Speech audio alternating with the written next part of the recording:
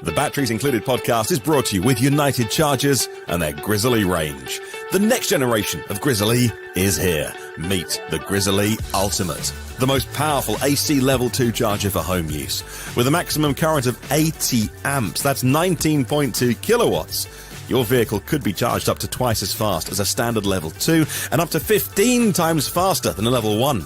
And of course it's Wi-Fi connected, so you can take control of your home charging, view stats, set a charging schedule, take part in demand response programs and control your charger remotely. And that joins the lineup alongside the original Grizzly Classic. The Grizzly Duo, designed to charge two vehicles at the same time. The Grizzly Mini, a portable charging station. And the Grizzly Smart, a revolutionary smart EV charger. Those chargers can adjust the current from 16 amps up to 40 amps, that's 9.6 kilowatts. Plus, the Grizzly Ranger IP67 rated, built in Canada, and with the highest quality materials. You can order yours right now. Go to unitedchargers.com, that's unitedchargers.com.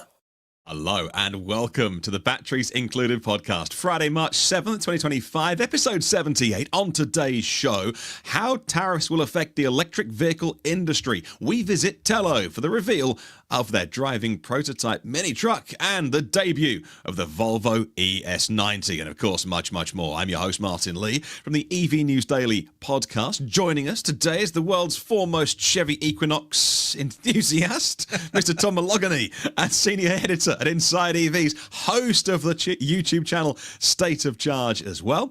We also have Dominic Yoni, longtime EV journalist and host of the YouTube channel Drive Electric with Dominic, and hopefully later on the show, he's incredibly busy this week, a week of all weeks, getting his head around the tariffs and things like that. We have invited John McElroy on, longtime automotive journalist, creator of Autoline as well.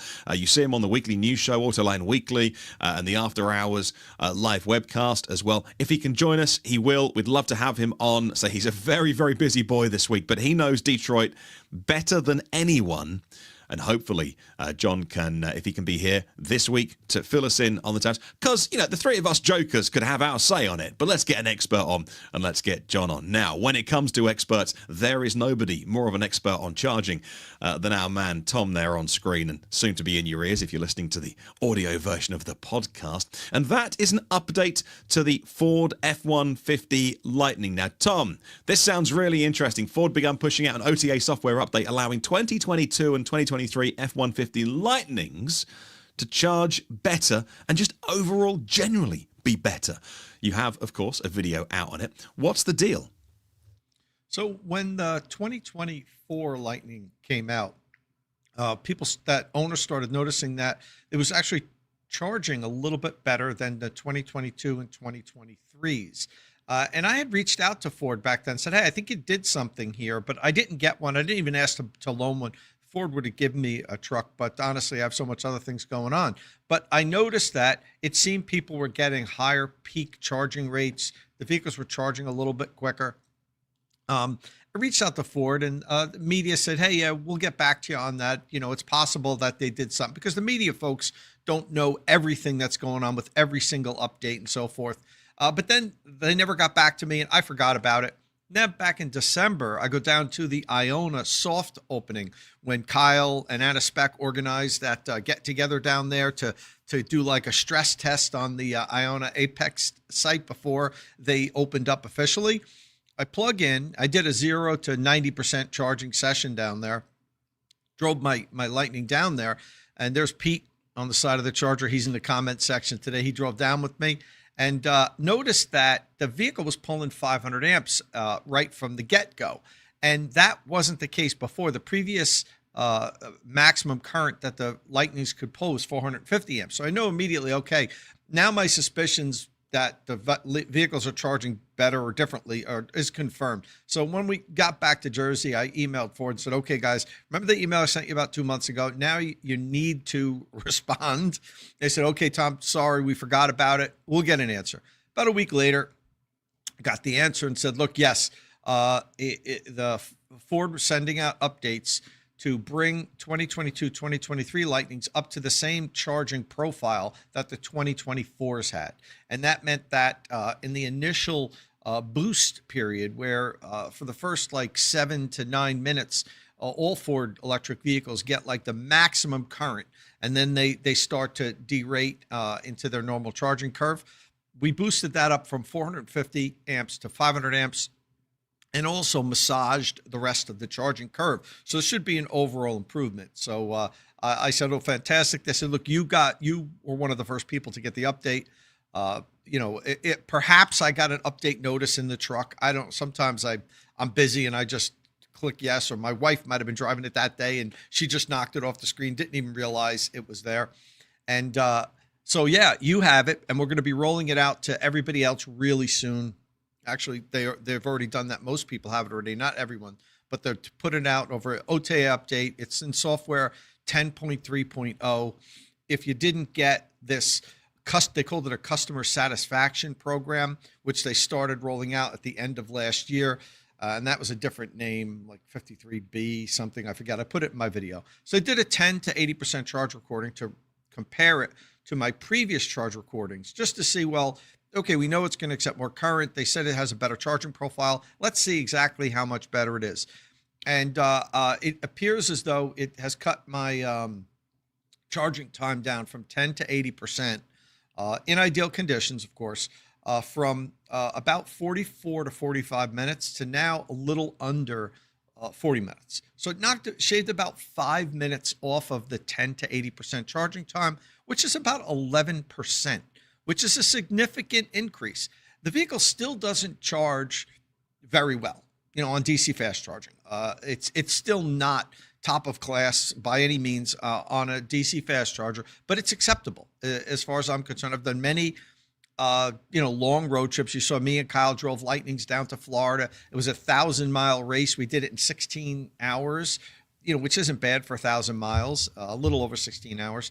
And, I drive it all around, and it's not terrible, but I wish we could shave that 10 to 80% down to about 30 minutes. That would be a significant increase from what it is now, but it's an improvement, and it's good to see that. If you're watching on YouTube now, so what's that yellow area is that is the new expanded, that top red line is new software. So 2022 truck, in case it's too small on someone's phone, but new software. You've started the charge later at 10%, not 5. Does that matter with the F-150 Lightning? So not really, and I've done. My previous video showed that the charging profile will be just about the same. It's unique. Ford's charging strategy is unique. Not very many other electric vehicle manufacturers do what they do, where it's almost at any point that you plug in, and this is for the Lightning and the Mach-E, you get this full current boost period for a little under 10 minutes. And that's if you plug in anywhere up to, like, I think 50 or 60% state of charge. And then it slows, it lowers its charging rate. But if you are watching on YouTube now, and you could see the screen there, you could see the red line is my current line, and I also compared it to a 5 to 80% and a 15 to 80% that I had done before. The black is the 5 to 80%, the blue is the 15 to 80%. And you notice both of those had like a little boost period in the beginning, but then they both drop off radically. When that boost period is over, they drop about 30, 35%, and then hold a slightly higher, a slightly higher charging rate for a little while, and then they lower down to right between 115 and 125 kilowatts, all the way up to 80%. That's the Lightning's charging profile. Now take a look at the red line, which is the new profile. It has, first of all, it has a higher charging rate because it can take in 500 amps, and it holds it for slightly longer than the other two. And then we dropped it off the screen. The full charging rate doesn't drop off a cliff like it does with the previous software.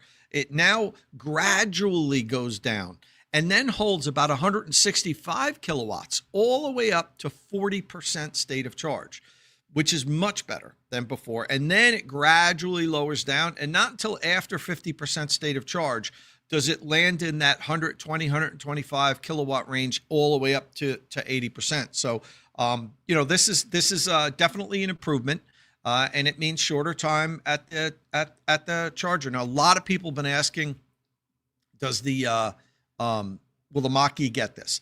I've already asked Ford. They haven't responded yet. But they said that they will get me an answer. As of now, no, the Mach-E's not getting this pushed out, but hopefully they will. I would believe that they would. But as you can see on this graph here, that yellow, that's all extra kilowatt hour over my 5 to 80%, my 5 to 80% charging rate. So that's a significant amount of extra power, and faster charging is better for everyone. What's Mark Norman say here, Dom? Okay, I'm reading this here. Speaking of Ford, my friend's going to lemon law his Lightning after it stranded him 3 times in a month. Feel awful. I convinced him to get it. Was just hoping someone at Ford might be watching.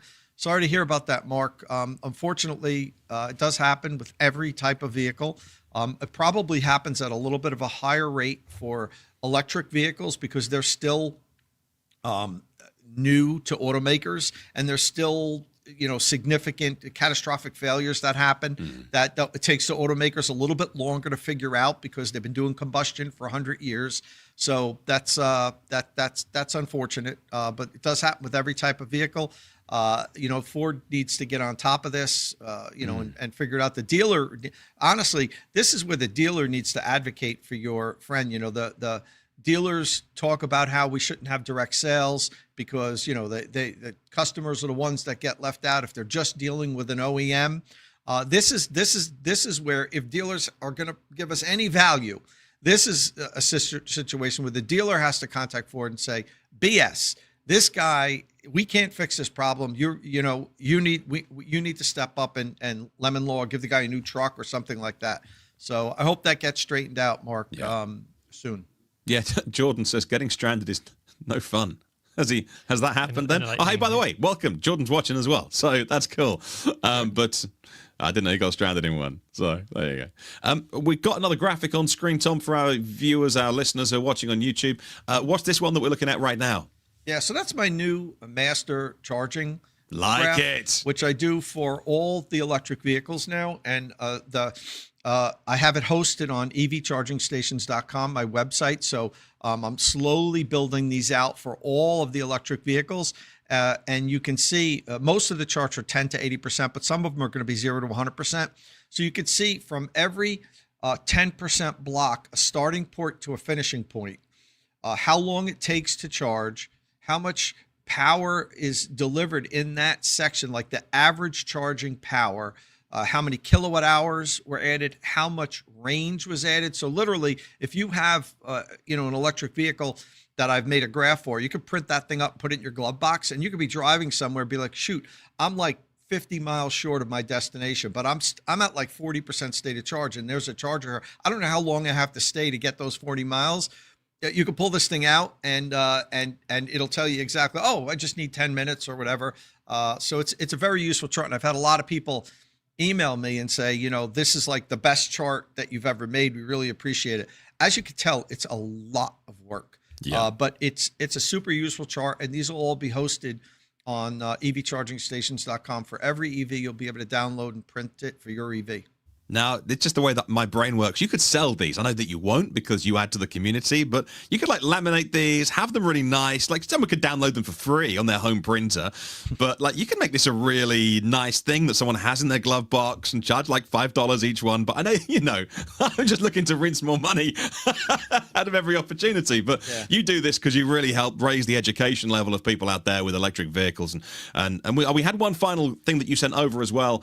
Be fascinating just to get a quick explainer of this, which is this line that goes from bottom left to top right, the 2022 Ford F-150 Lightning Lariat extended range with the new software. What's this? Yeah, so this is the miles added chart, which there's a lot of people doing charging information out there, and I'm always trying to do something that some other people aren't doing. We're all trying to carve our niches out, and Kyle and Jordan and the guys over at Out of Spec do great fast charge analysis. But, we're always trying to do something like those guys do the 10 to 80% challenge, which is awesome. I wish I would have thought of that first. I think that's a fantastic metric to use. I'm doing miles per minute and how long it takes to add a certain amount of miles. And I'm creating charts for all the EVs on these. So if you take a look at this is in a 10 to 80% charging session. How long does it take you to add 50 miles of range, 100 miles of range, 150 miles of range? and 200 miles of range. And I use two metrics here. One is for EPA, like if you're going to use the EPA as your standard, how long it adds. And then the other one is my 70 mile an hour higher range test, which will always be, not always, but usually be a little bit lower. So, if you're driving 70 miles an hour and you plug in at 10%, this chart here will tell you how long you have to stay to add a certain amount of miles. Now, understand it. I think most people here know this. This is dependent on good conditions. If this is the winter, it's different. If you're going to drive 85 miles an hour, it's different. If you're towing a trailer, it's different. It's impossible to account for all those things. But at least this is a baseline that you can work off of with how fast it takes to, how long it takes to add range when you're on a road trip. And this adds efficiency into the equation, which is the thing that no one talks about. And you talk about all the time, because two EVs with entirely different efficiencies are going to give you wildly different graphs, even though one might charge 50 kilowatts higher peak and have a great charge curve and all the things we talk about. But if it's got awful efficiency, well, then the graph's going to look very, very different, because it's going to eat through that stored energy. Yeah, I think a lot of legacy reporters, let's say, or journalists from many of the legacy car outlets, when they talk about how fast a car charges, they leave out the efficiency. They talk about 10 to 80% and it's got a max charging rate of 350 kilowatts and all this stuff. But at the end of the day, what really matters is how far you can go after staying a certain period of time, right? And you have to factor in the vehicle's efficiency in that case. So that's what I focus on more so than how quick it gets to 80%, is how long it takes to add miles. And I think that's the most important metric for me, at least. And, I'm not denigrating what other people's work. They can use any metric they want. But I think the miles added per minute and how long it takes to add a certain amount of range is the most important when we're talking about DC fast. Totally agree. All right, so you can check out that video on Tom's channel, and you can find out the latest with what Tom has been doing. I'm just double checking that John hasn't joined us while we've been talking about that. Be great if he does, but if not, we've got a lot to talk about on the podcast this week. Dom, do you want to go to sure. Telo? Let's talk about Telo for a second.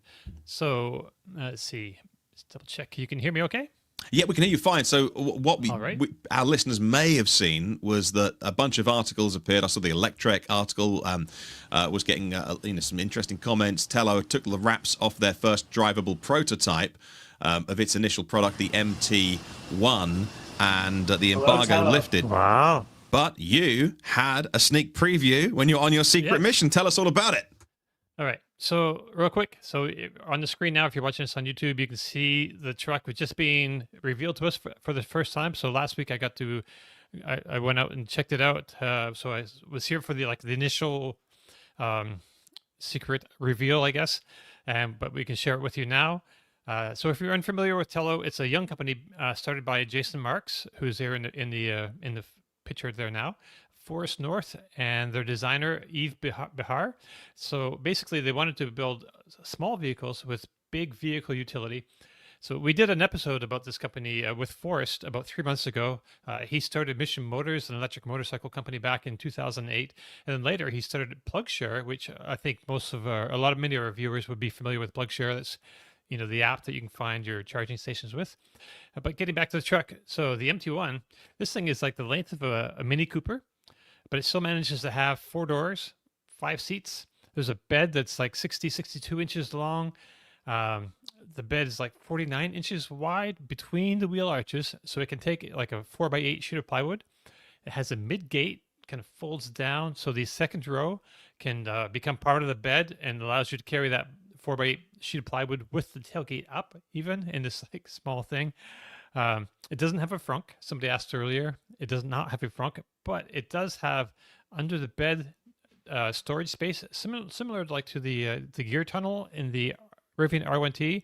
This is a little bit farther back, and you'll see it. It'll come up on this on the video here after a little bit. Let me just actually full screen that for you all. All right. Right. So Telo calls this the monster tunnel because it's under the bed. Pause for dramatic effect. Okay. For the production version, they're targeting like a 4-second 0 to 60 from 500 horsepower from dual motors in a 350-mile range. The single motor version is supposed to have 300 horsepower, do 0 to 60 in 4.5 seconds, which is still pretty quick. So our ride was short. We got to go for a ride in this, a few of us. We just went down the street and back basically, but it's clear. It's clear. It's early days. As this is like very much a prototype vehicle, but it was still plenty quick. I think he had the torque set at like 40% of what it was actually capable of, and it was plenty quick at that power level for sure. So I'm 6'2". I had plenty of room. My friend Alex from Motor Trend, there's the monster tunnel there. You can see it goes like all the way through. So you can put a couple like overnight bags, or what do you call your carry-on luggage? It should fit a couple carry-on luggage trolleys in there. So yeah, my friend Alex from Motor Trend was with us, and he's 6'10", and he went for his ride in the passenger seat, and we were all like checking, and sure enough, like he had like a bit of room, like a half inch, and not tons. Obviously, it's like he's like super tall.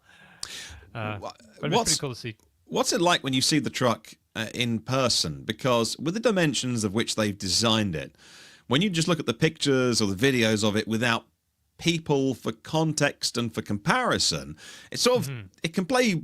The dimensions can play with your mind a little bit. You're like, is that a tiny little K car thing? Is that actually quite a big truck? And like, what's the wheel size? So now you've actually been up close next to it and you've ridden in it and you had a good sniff around. Like, what do the dimensions do in person? Does it all kind of make sense? Yeah. I mean, it kind of boggles the mind a bit because it is like maybe later on we put it beside a Mini Cooper outside, and it's literally the same footprint as a Mini Cooper. But there's a few things going on here that makes it do that. So they've basically chopped off the whole nose of the truck. So it's got 14 inches between in the front end for like crash structure deformability. So it should still be crash. It should be relatively safe in a crash. And I think they're doing that with computers right now. Eventually they'll have to smash some to make sure, but, so yeah, that's chopped off. And when you sit in that front seat, you're really close to the windshield. It's like the opposite of the Cybertruck, where the windshield is like a mile away from you. This one, in this, is like really close, and the seats are adjusted so that you sit straight up. They do recline somewhat and move. The seat design is actually kind of interesting itself. They're on like pedestals, so you can like get because the everything's shifted so far forward. It's not. The ingress is a little bit tricky to get in, but because of the seat design, it kind of allows your feet to kind of scoot underneath the lip of the front, and so all the tilting mechanism and all that is built into like the cushion part of the seat. Like usually in a vehicle, it sits on a couple tracks on the floor, but this is like totally different. They've put all those mechanisms up into the seat themselves, which is an interesting bit of engineering. It's got an AX native adapter in the left hand in the driver's side tail light on the back. It just kind of like comes down and it plugs in there. It's still early days though, so it's hard to. I don't want to put there's not a whole lot of specs, really that we can talk about exactly. Really, it's just more the packaging of the thing, and just gonna see it and meet the team behind it. And here, this gentleman here. Liam is the interior design person, so he's talking about all the different materials, and there's a lot of wool in all these materials, and there's cork in the door, those little panels behind that the door handles are set into. It's like that cork. It feels pretty nice. It's got a glass roof like so many EVs today. I don't know. It's just kind of really exciting to see up front. They had this like concept in their mind. And they're just going through the steps of making it happen. This facility is the ARIA group, and they make just custom prototypes and different things like that for different clients. So that's their partner in the venture anyway. Yeah. Dom, did they talk about manufacturing at all? Like where they're going to make it? No, that's still.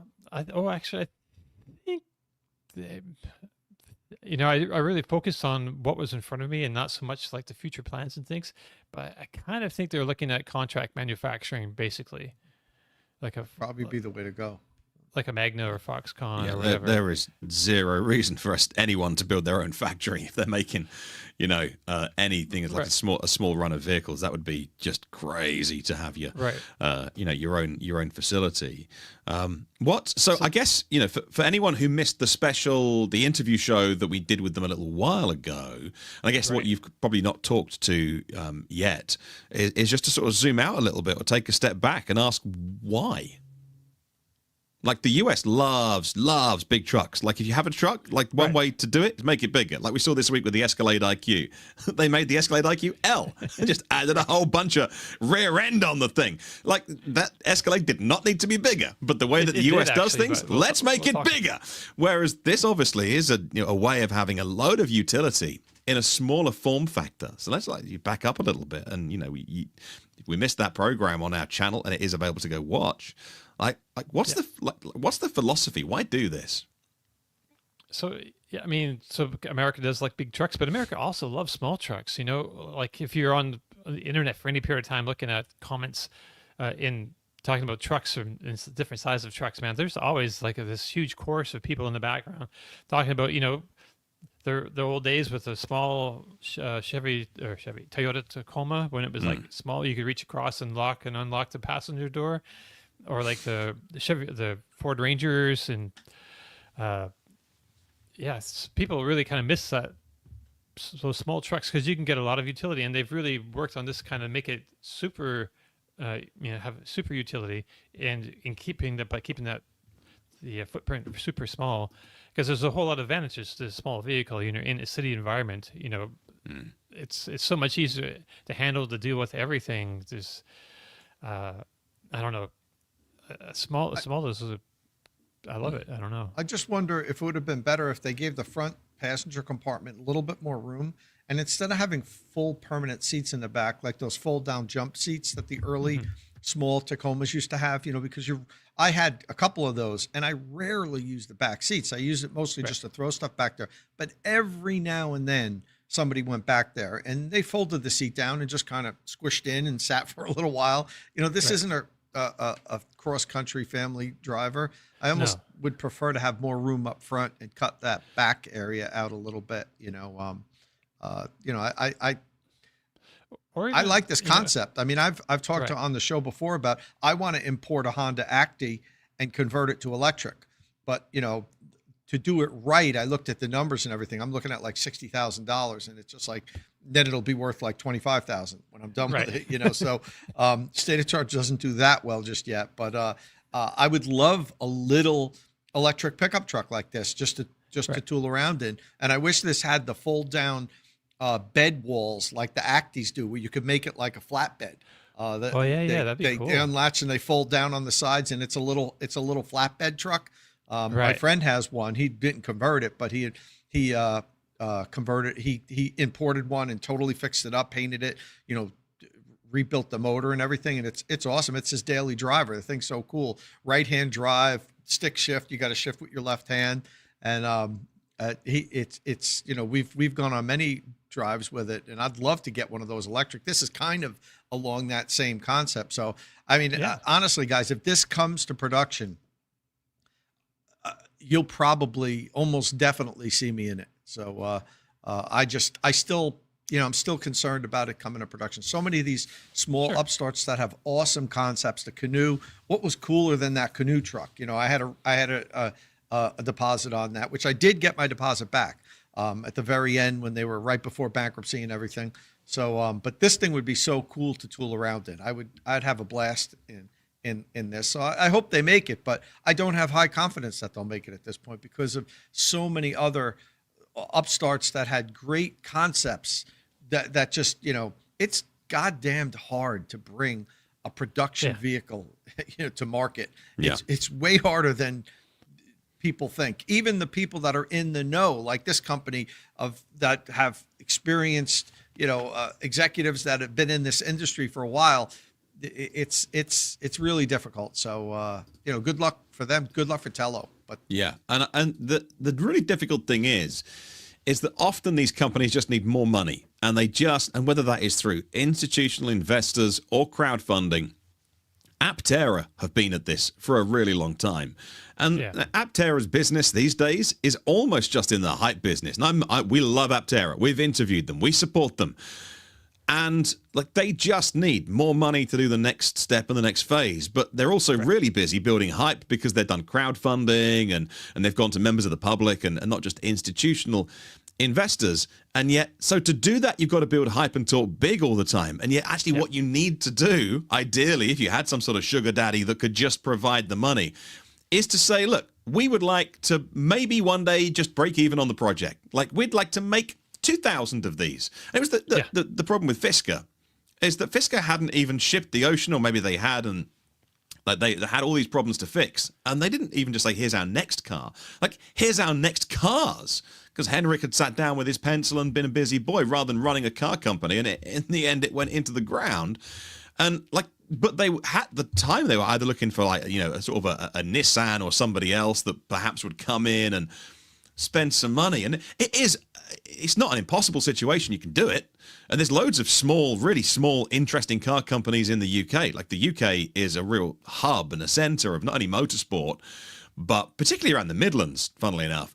That whole motorsport area. And it's similar in Italy as well. There's a bunch of smaller, really interesting companies that make a small profit and do really interesting things, but don't have goals to conquer the world. I just love Telo to get to where they want to get to with this, with realistic hopes and hopefully enough money in the bank, because this thing looks fantastic.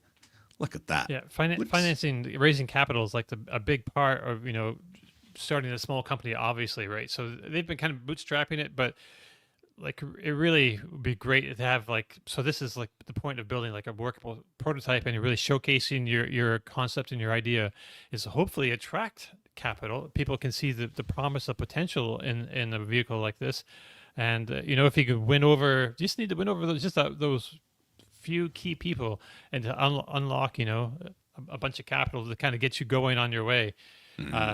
But they're not talking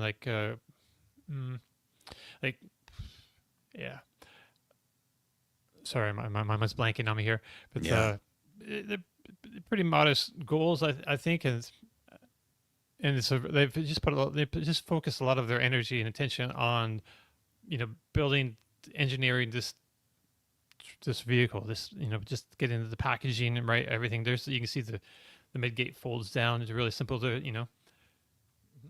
it's kind of cool.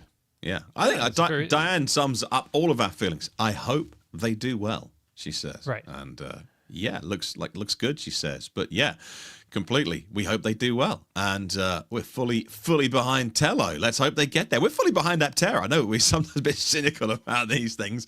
It's easy to be. We're fully behind them, but they got a massive job on their hands. So there it is next to the Mini Cooper. So that, and Minis have got fat these days anyway. So that's interesting to have a look at that. Yeah. I think almost any head-on collision, doesn't even have to be at a high speed, will total this, because that whole front drivetrain is going to be destroyed with those wheels. Yeah. I mean, my Equinox is being fixed now. Matter of fact, at 11 o'clock when our podcast ends today, I have an update video going out on the damage that was done just by being struck, parked on the side of the road and hitting that rear wheel. When you hit wheels, the whole suspension, all the braces and everything, those parts are expensive, and it's adding up. I mean, a head-on, 25 mile an hour, 20 mile an hour collision might total this thing because the wheels are right there. So, but I mean, you don't make or buy a car dependent on what's going to total it. As long as the passenger compartment is safe and you survive the accident, well, you can get in another vehicle. But seeing how those wheels are exposed and everything, that's, any type of front end hit is going to either total it or be really close to totaling it. So, yeah, that's a fair point. It almost looks like when you look at the vehicle, even standing right beside it, it kind of looks like the front edge of the vehicle are the wheels, but actually the bumper is like a the better part of an inch just ahead of that, but it's really hard to see when you're like standing right beside it. It looks like it's, which is great for some things like off-road capabilities, but also, like you say, not great for moving after. If you crash it in anything, it's going to, yeah. All right. Well, that's all good. We'll update you on more Telo stuff when we hear it. Now, get those pictures and videos ready of the Volvo ES90, Dom, because this was a big launch this week. And if you think, well, Volvo are just releasing a sedan saloon version of the EX90, which is out already, you couldn't be more wrong. The Volvo ES90 is a full-size, fully electric liftback sedan, almost like a crossover appearance. We'll get some pictures on screen soon. It's Volvo's 6th electric vehicle, and it's their first 800-volt car. And the EX90 is not. It runs on a 400-volt architecture. It's built on the same platforms. This is SPA2 or SPA2, as Jim Rowan, whose CEO, called it on stage when they unveiled this vehicle. It's the same platform as the Polestar 3 as well. So 800-volt platform on this. ES90 will charge faster and go farther than any previous electric Volvo. They say it'll add 186 miles of range, or 300 Ks, in a 10-minute stop. WLTP range of 435 miles or 700 kilometers. Let's get a nice big picture on screen and you can see this thing. So it's over 5 meters long. It's over 3.1 meter wheelbase. And that's why the dimensions, again, like the Telo on the other end of the scale, kind of play with your mind a little bit, because they painted the lower sills of the doors, the front passenger doors, between the axles. They painted that kind of gloss black to almost like make it look like the car is sitting up a little bit more. Plays with your eyes a little bit. But when you look at the height of the vehicle, it's as high as some SUVs, but you can do that. It's running on 22s in this picture. This is the ultra trim that you're looking at on screen right now. And so it looks like normal proportions of a saloon sedan, but it's got a big liftback, hatchback if you like, so very, very practical. Yes, it does come, obviously, with the little will it fit thing inscribed on the black plastic of the boot lid. It's got those new sea lights at the back that we were having a look at a minute ago, and the front we're looking at right now on the YouTube version of the podcast, those Thor's Hammer headlights, which we first saw in the 2000s from from Volvo, sorry. Freudian slip. I'll address it. I'll address it now, Tom. Stick a Polestar on a logo on this thing. Stick a Polestar logo on that, and you are off and away to the races. I mean, it's not a million miles away, is it, from what a Polestar could look like? Not at all. And it goes back to, I think, the first time we even talked about Polestar on, back then it was the Inside EVs podcast, was, when I questioned, why are they creating a new brand? Why, the vehicles, the design language is so similar. Why did they have to create Polestar? Why wasn't, a Polestar division of Volvo, or just Volvo's electric vehicles? And, it seems like Polestar itself now is struggling, and they make great electric vehicles. I love driving Polestars. One of my favorite vehicles to drive. And now you could almost see here, like, this could very well have been a Polestar. The design language, it's just the DNA is they're brothers, the Polestar and Volvo. So it just reminds me back to that decision. I'm sure the company had a reason why they wanted to create this new brand, but I wish it would have just been Volvo electric cars, because it had such better brand recognition here in the US than Polestar. Nobody knows who they are. They don't know if the brand's going to last. Everybody believes that Volvo is going to be around for a long time. I think Polestar vehicles would have sold a lot better, at least here in the U.S., under the Volvo brand. So, I agree. Getting back to this vehicle, love it. Love that it's a hatchback too. Love the design language. Charges like a beast. So I mean, this is this is kind of where we need to be with today's electric vehicles. Unfortunately, we probably won't get it here in the U.S. It's made in China. Right. By the time they're ready to sell this here, there'll probably be 100%, tariff on everything that comes here. It looks like we're at the beginning of a ridiculous, enormous trade war with everybody. It's not just we're not picking on anyone in particular like we used to just pick on China. But it's unfortunate, but it seems to be a great electric vehicle. I'd love to get the opportunity to drive when I am going to China once or twice in the next couple of months. So I might ping them and see if I could check one out while I'm there.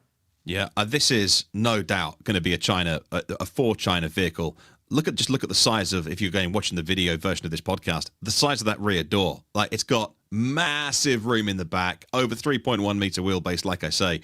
And even if you put the front seats all the way back, you can't even reach when you're sitting in the back, the front seats. A ridiculous amount of room. So they didn't say it, obviously, at the launch, that we're watching the launch video now with Jim Rowan on stage. But this is going to be a hugely important car in China. It doesn't launch first in China. Launches here. It's, pricing is on sale. I configured mine. It starts at 69. I didn't buy it, by the way, but I did configure my dream spec. So 3 versions, single motor or dual. There's 2 dual motor versions. So you either get the single motor version, which has a smaller battery pack, 92 kilowatt hours gross, 88 usable, or there's 2 versions, at least the UK configurator last night when I was doing my one, shown either the twin motor or twin motor performance. Now the twin motor ones get a physically bigger battery, 106 kilowatt hour. And again, if you've been paying attention at the back of class, you're thinking, hang on, EX90 is 111, isn't it? Yeah, this is a different vehicle. They didn't just lift up the body of the EX90, plonk this on top and go, right, boys, off down for some Swedish snacks in, Gothenburg. So they've redesigned the car. And look, he's jumping off the platform again. We're watching the version on stage right now. It's kind of balancing on almost like on a point, like an upside down pyramid. And this thing turns halfway through the presentation as well. Now, Volvo's thing is like a life in balance, I think, was the marketing phrase they used. I just saw it on screen just now. There's Jim leaning against it. Like, how is this thing balancing on that? It's like such a brilliant visual effect. So cool. And hey, at the end of this video, it's a 35-minute long presentation. It was a great car launch. They played, the TV ad for it. And yeah, the TV ad features a guy who is a career guy. He's probably late 30s. He's white, middle class. Has an office job, and he sort of gets pulled between different scenarios. So he's like having a business meeting, and then he sort of gets like pulled out, and like CGI computer effects put him into a tuxedo, and he's out on a date night with a beautiful wife, and then he sort of gets pulled out of that, and he's playing ball with his, perfect kids and family and stuff. And like, they didn't make any pretense that this is going to be a fleet car, a company car, probably guys more than women. Painting with broad brushstrokes, obviously. I'm not being sexist about it, but everyone's got a market of a different car. And that they absolutely firmly said, like, this is probably going to be, a fleet car for a certain type of buyer. Thought it was interesting. What else do you want to know about it? Really fast.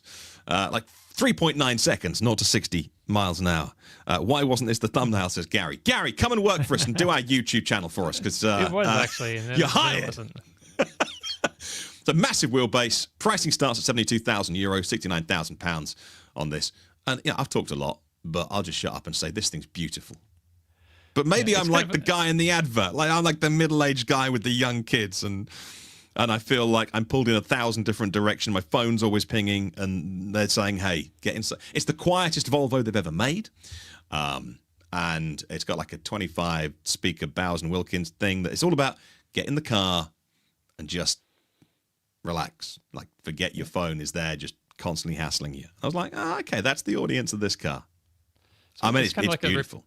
It's kind of like a replacement for the S90, basically. Then we're still a 90, right? Because the Volvo makes like the S90 sedan, then they make a V90 station wagon, and of course the XC90 SUV. So we've got the electric SUV, the EX90, and this is, I guess, the replacement for the S90. And yeah, I was looking on the Volvo website, and you can't buy like a new. Or you can buy a new S90, but you have to go in their existing inventory, basically. And they're not cheap. They're like the same prices, pretty much the same prices as this. Like, this starts at €72,000 and going up to €95,000 for the top spec. If you look at the inventory S90s, they're all up in the 70,000s, I believe. So it's interesting to see that it's not like, especially a bunch more expensive now that the electric version is out than the combustion version was. It's pretty close in price, I feel like. Yeah, it's actually a little shorter than an S90, but the wheelbase is much bigger. Right. And just loads of space in it. They did, in the presentation, give the 10 was it 300 kilometers in 10 minutes? I don't know in miles. Apologies. But they were saying like a 10-minute stop, great charge curve. They did bring the CTO out, and we're watching just a little promo video they made here with, with the focus all on balance. This is Eric Severinson, the Chief Product and Strategy Officer, who balances a pen on his finger in a minute. It's all very clever little visual effect. Or did he do this for real? Maybe that's his party trick.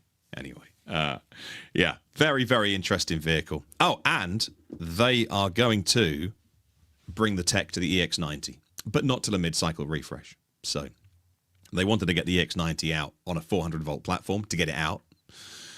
But I thought what was interesting, actually, is they talked a lot about the technology being much more efficiently rolled out now. They called it this, what was it, Dom? Super stack? Tech stack? Or superset tech stack or something? Oh, yeah. Right.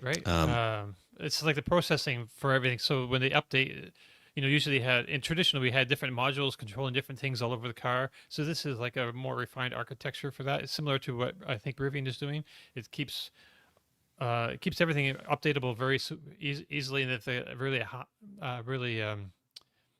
high-end processor kind of controlling everything.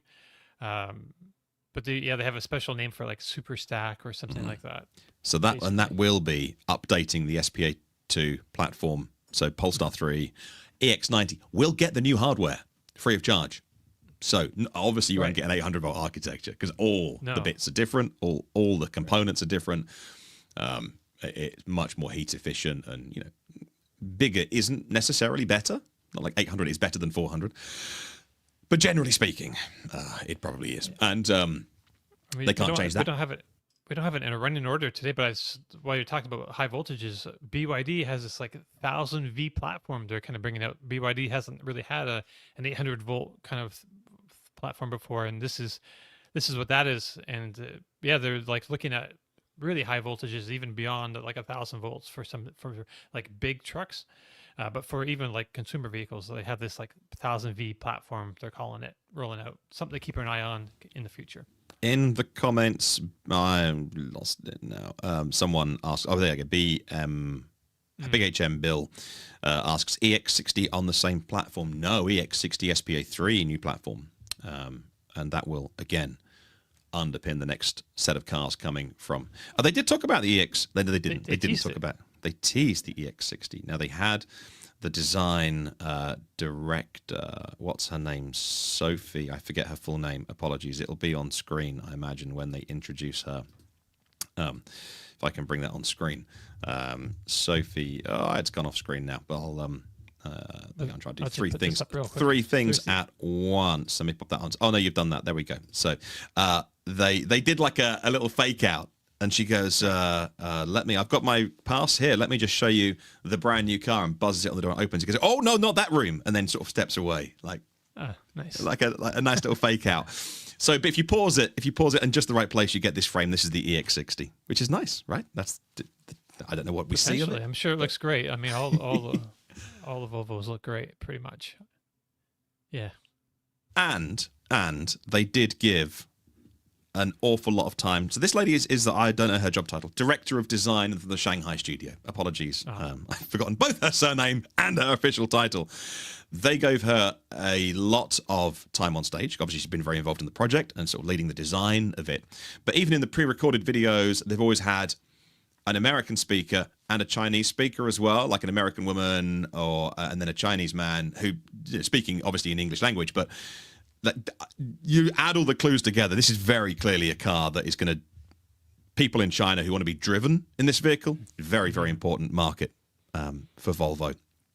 But yeah, full of technology, and the computers, the NVIDIA Orin chips, I think they're called, will be, like I say, going to the EX90 and Polestar 3. I don't know, but certainly the EX90. Well, we mentioned before that it would add 300 kilometers in 10 minutes. So that's like 185 miles. And depending on what metric they're using, WLTP or EPA, That's Taycan and Lucid Air charging speed. Mm-hmm. Both of those vehicles are right in that wheelhouse. So if it does charge that well, I mean that's amazing. That's top of class charging at 10 minutes, almost 200 miles. So just to put that into perspective. Mm. Yeah. Interesting. All right. So that's the big launch this week of a real car. I did mention the Escalade IQL. Should we have a look at it on screen quickly, Dom? We've got a bit of extra time because John couldn't join us this week, but that's okay. We can do a short show. We can talk. Do a midweek show with John. Let's get the Escalade IQL on screen because it's ridiculous and it's brilliant, and it adds 4.2 inches to the rear section, giving the third row more legroom and another inch of headroom plus more trunk space. Total length 228.5 inches. And if you were going to go buy didn't want to buy an Escalade because it simply wasn't big enough, there's now a bigger one.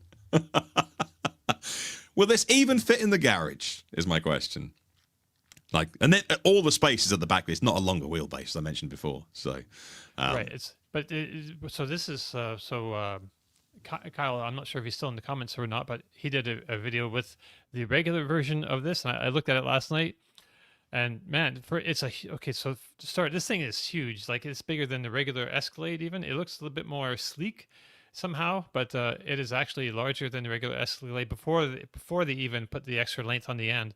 But he got into the third row, but barely. He could hardly get back in there because there's a whole seatbelt issue. It's like you have to kind of work way under the seatbelt to get back in there. But even once you get back in there, there's no room. It looked like the headroom was okay, not great, but definitely not enough leg room. Even though the second row was kind of pushed forward a fair amount, so this thing if you wanted the third row, you really need to get the L, and if you want to put adults in the back at least, so. As weird as it sounds, this thing kind of needed the longer version. I really feel like they probably shouldn't even put the third row in the small version. Just keep that for this one. In option. Because it's an optional row. You can get it without that as well. Could never be too big for our market. How long is it? Do we have the dimensions? 228.5 inches. All right. So, I mean, that's big. It's not quite as big as my Lightning. The Lightning's longer. The Lightning's, I think, 233 or something like that. So, it'll fit my garage. 5 inches, 2 feet. Dom is checking. But no, I'm not AI. thinking about it. I'd go for the Telo over this. It's 19 feet long. It's 19 feet long, basically, and a half an inch. Wow. It's crazy. It's massive. But we love these huge things here. Go to any parking lot, in ShopRite. There'll be Escalades and Tahoes and Navigators. We just love these big vehicles. They're and it's only 27 for the most longer. People don't need them, but the longer version, it's only $2,700 more. And considering it, so in the United States, it starts at $132,695 for the long version. So you're already up there, way up there in price. So $2,000, $2,700 either way. I don't think it's going to be a big difference. If you can afford that, whatever.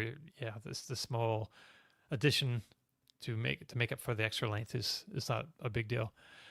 Yeah. So all the extra room has just been added to hang over the back. So they haven't done the old extend the wheelbase trick and added any more room, but apart from add some more space at the back and more headroom.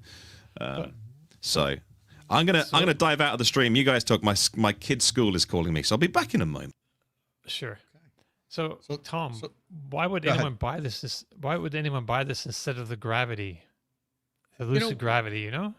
Well, look, I just said, go to the parking lot, see how many of these huge behemoths are out there. People like these huge. They want to drive around in their living room. They want the comfort of sitting in a living room. Not that the Gravity's not comfortable, but I think people also equate the size with safety, which True. is true to a point. You can engineer smaller vehicles to be extraordinarily safe and have fantastic crash test results. We've proven that. We learned a lot more about how to engineer vehicles, how to have crumple zones and all that stuff.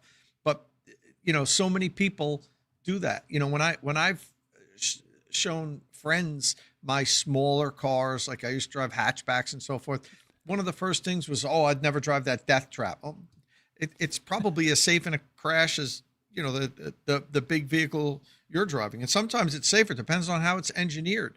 But people love these giant vehicles. I have friends that drive Tahoes and Denali's. One of my closest friends drives this giant, huge Denali, and he doesn't need. His kids are gone. They're off, graduated college, engaged, married. So it's just him and his wife, and he's driving around in a giant, 7-passenger Denali all the time. But some to each his people, own. are just large, just like big frames and tall and big frames, and sometimes like a big vehicle is kind of like you need a big vehicle just to get comfortable, But I'm with Electric Brian here. He just wants the 2026 Bolt, Chevy Bolt EV. Oh yeah, yeah, we all do. We're looking forward to seeing it. We haven't heard anything about that car yet, but that's down the road. Someone asked affable alpaca. Will the new Bolt fit inside?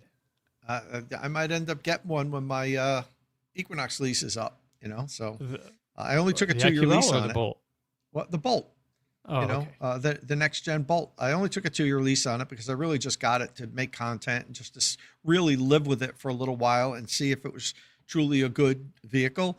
I'm disappointed that I had this accident now because I wanted to do a lot of cold weather stuff with it. I was going to do I actually had a cold weather range test scheduled the day after the accident happened. So I was going to do a 70 mile an hour and even an 80 mile an hour range test with it when it was, below 10 degrees out overnight. But all that got put on hold now. But it's going to be warm by the time I get it back. So I'll have to do that next year. But I'm looking forward to the Bolt, the 2026 Bolt for sure. And I think if GM's doing good right now with finally their electric vehicle program started to take off after stalling for a few years. But the vehicles are pretty good vehicles that they're putting out now, and I'm happy with the Equinox. Well, speaking of GM vehicles, exactly. Here's the Honda Prologue. I just might as well touch on this while we wait for Martin to get back. So the Honda Prologue has been called the surprise hit of 2024. Hey, welcome back, Martin. Sorry about that. It's still selling strong. So this thing, it sold like 3,744 units in January. It outsold, I think, everything that wasn't a Tesla in the last quarter of 2024 as well. It's been doing really great, but it is made in at the GM plant in Mexico, so it could be affected by tariffs in the future. We'll see how that plays out. But it's just kind of interesting because we're just pulling up the story with with Prologue now is that it's improved. It got better for 2025. It's the same price. The pricing hasn't changed, but now it gets like the single motor trim. So it's a front wheel drive. And a single motor trim gets 12 miles of extra range, so it tops out at 308 miles, and 13 miles for the EX and Touring models, which are all-wheel drive, and then 10 miles for the Elite, which probably has bigger wheels on it, I would imagine. So that gives them a total of 294 and 283 miles, respectively, for those all-wheel drive trims.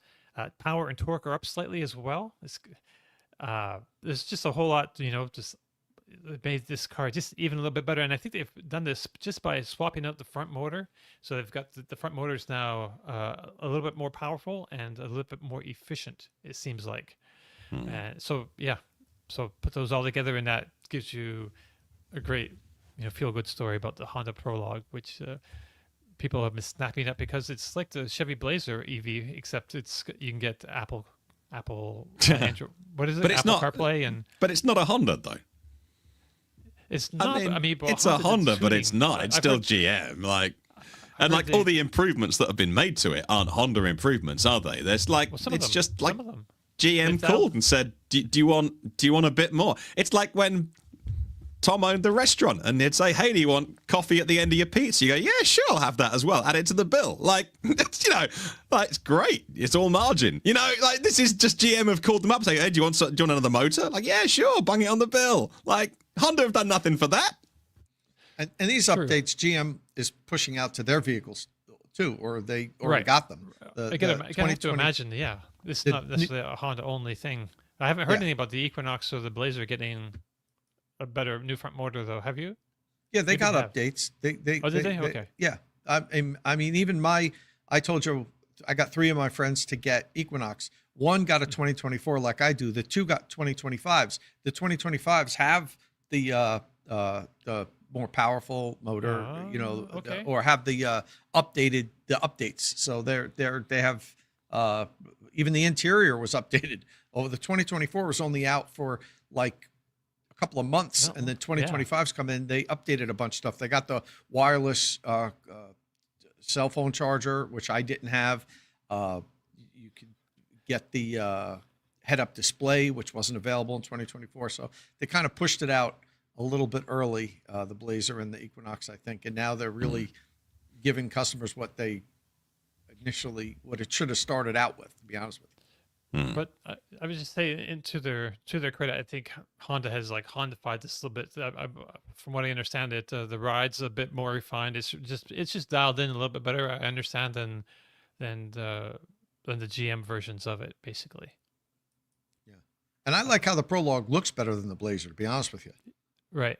I love how that rear kind of squats down. It almost the back almost reminds me a little bit of like Range Rover-esque a little bit, but I think the Prologue looks great. Oh, Not that I don't. I like the Blazer too, but I like the Prologue more. Right. Yeah, I kind of think I do too.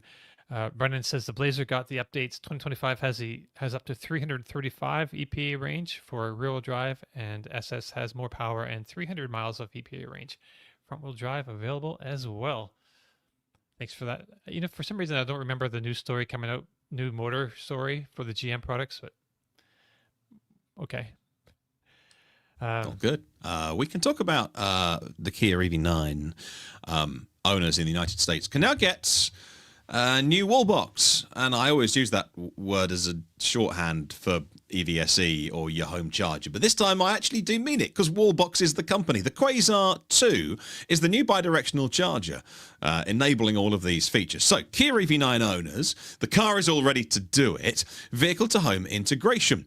Take advantage of low energy rates, even power your home, average American home to 2-3 days, they were saying, if you do get a power cut or an adverse weather event. And a bidirectional charger is required. Of course, it's the Wallbox Quasar 2, now taking pre-orders. Deliveries begin in June. It can handle 12.5 kilowatts on AC. It's got the DC plug on it, so it'll do 12.8 kilowatts, which is slightly more. And it's $6,500. Why are all these solutions so blinking expensive, Tom? Is it that much more money? That is very expensive. I mean, that costs more than the GM and Ford system. So I don't know. I don't have an answer. I know that this has taken a long time to come out here in the U.S. I remember, and there's Doug Alfaro. I've spoken with him many times. Even the first time I talked to him, I think it was either 5 or 6 years ago at CES when the Quasar was coming out, the original one. And he told me that it'll be in the U.S. market in like 6 to 8 months. This was 6 years ago, and it's finally now it's the Quasar 2. It's finally here. So I've actually talked to both them and Kia about this, and we're considering having them come out and install it here in the garage, and then getting a EV9 for a little while to use and demonstrate and everything. But I don't know if I really want something like this that permanently installed here, because I'm not going to have an EV9. So I'm still deciding whether to do that or to travel to one of their locations where it's all set up and spend a day or two there with an EV9 and the unit, and maybe get an interview or two with either Doug or somebody from Kia. So one of those things are going to happen. It's either going to be here in the garage, or I'm going to go somewhere and we're going to make some videos on the whole system, how it works, and pluses and minuses and so forth. But yeah, this is good. I just wish it would service any electric vehicle. The whole bidirectional stuff is it's still in its infancy with EVs as far as compatibility. And it's like, yeah, I've got the Charge Station Pro behind me, and the home integration kit for Ford, but it'll only work with my Lightning. The GM system, only works with their vehicles. This seemingly only works with the EV9, but I don't have all confirmation on that yet, on how the software works with it and everything. And that's part of the interview that I'm going to do with them, and talk about, compatibility and being able to get one system for any electric vehicle you have. It's like if I were to sell my Lightning tomorrow, then my whole Ford integration kit, just throw it out because I can't use it on anything. We need to get to a point where if you're going to make this big investment, this $6,000 investment, it's got to work on your next vehicle too. It's got to work on any vehicle that you use. What if you have two EVs that are bidirectional?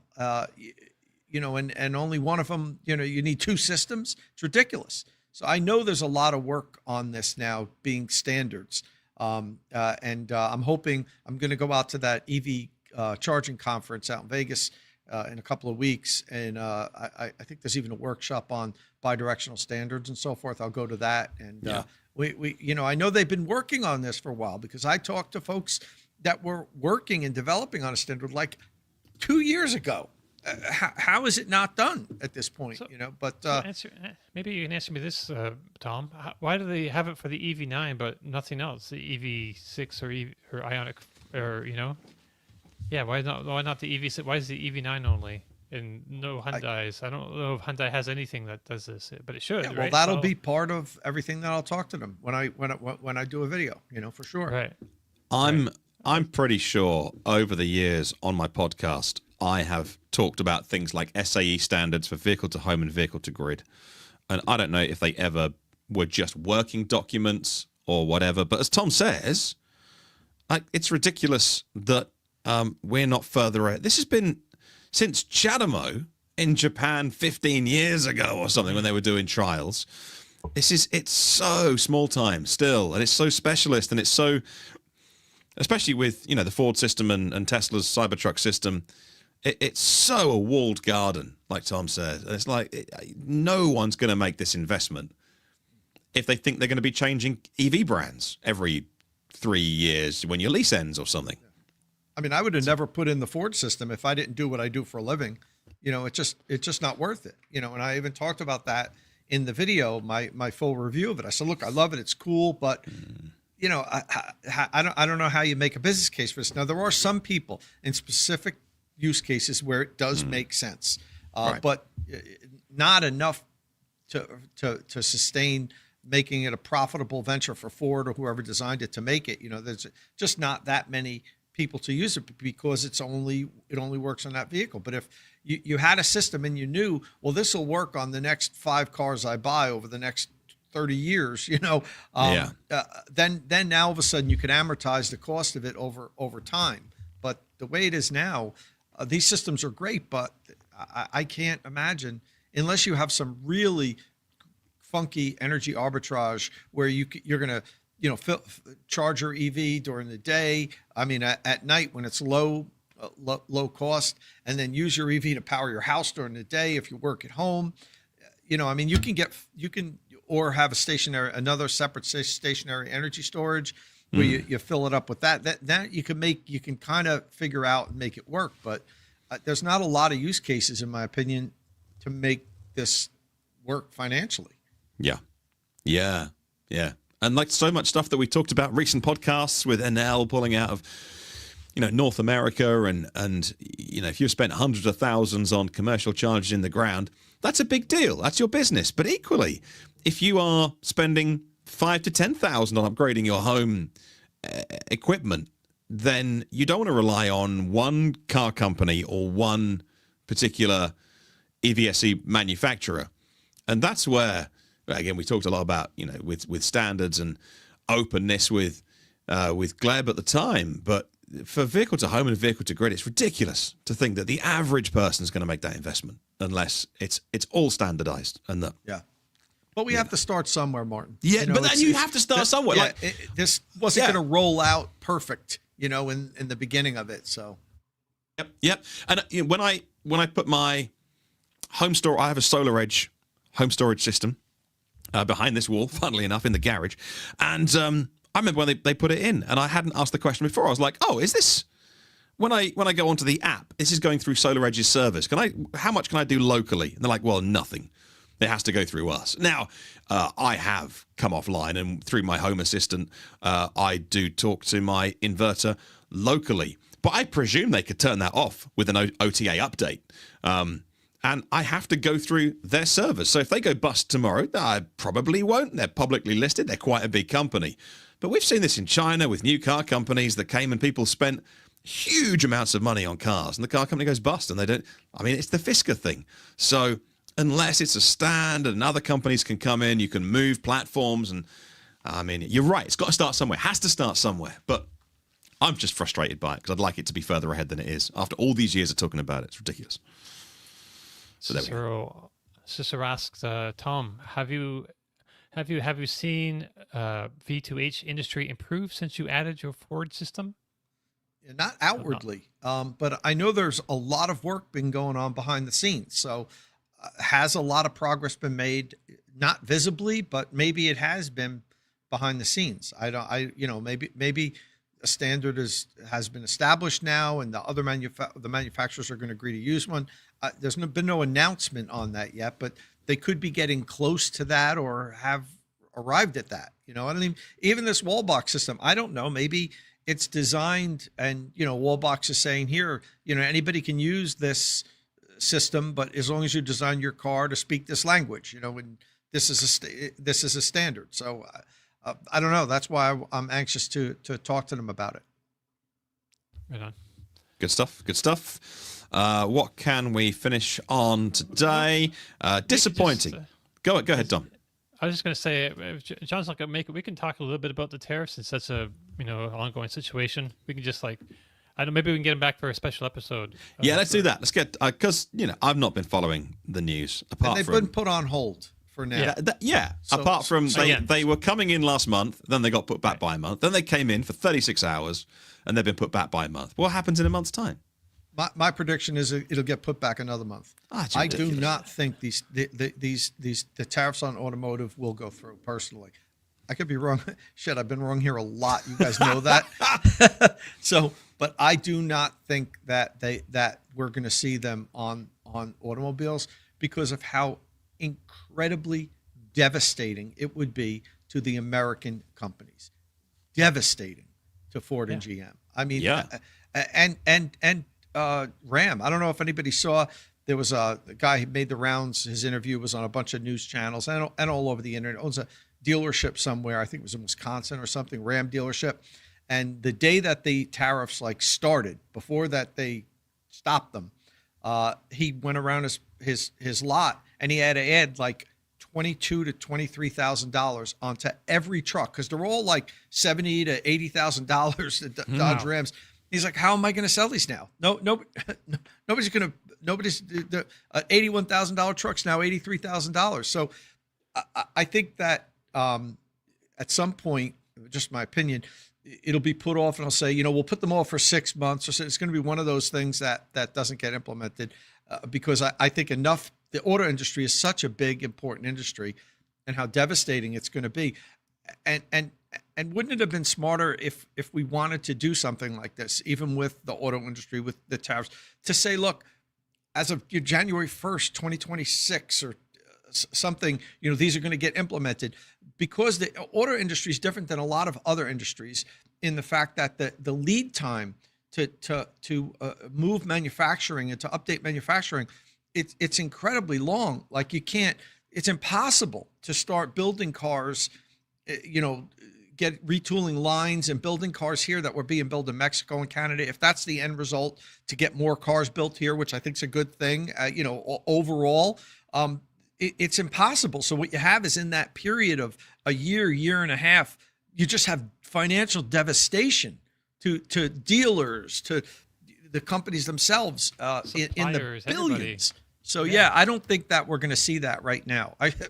Who knows? But I think the auto tariff is going to get put away. Right. This one in automotive news sums it up nicely. Auto industry pleads for long-term trade certainty, less volatility. They were coming in a month ago. They came in for 36 hours on Monday and then went again. I mean, What a Mickey Mouse way to run a country. Like, this is the great United States of America, and it's just an absolute joke. Like, what is going on with your government? It's just pathetic in terms of running a car company. These investments. I saw a thing from one of the spokespeople who talk on behalf of the White House and say, we should move manufacturing to the US of parts. And you couldn't do it in a month, but you can easily do it in 6 months. And then like 3 of the CEOs of the massive, not the Valeos of the world, but, the big parts companies, I forget the specific ones, they all came out and went, it's a 2-year process. Like, if you're going to talk about our industry, at least know something about our industry. These jobs are specialized. The parts are specialized. Of course we could move. It would cost us billions of dollars, but we could. It's not a 6-month job. It's a 2-year job. Jog on, nothing. And like, if you're going to mess up an entire automotive industry, like, what a way to do it. I guess I'm detached, aren't I? Because I'm so far away from you guys. But what an absolute mess. If I was the CEO of a car company, like, how many sleepless nights are you having at the minute?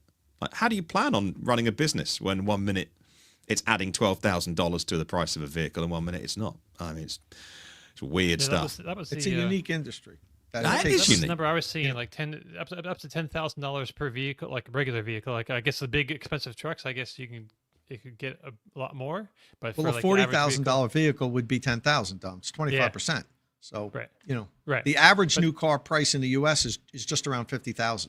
So but you can't even look at just like the 25% part, because it's also like the parts as well. So parts go back and forth across the border, like sometimes several times, before, and so they're going to get hit by that 25% every time they cross the border before they get put into a car that gets sent across and it gets hit by that tariff again. It's so we've spent like decades integrating our supply chain in North America, to cover North America and Canada and the US, and there's some really good reasons why we do this.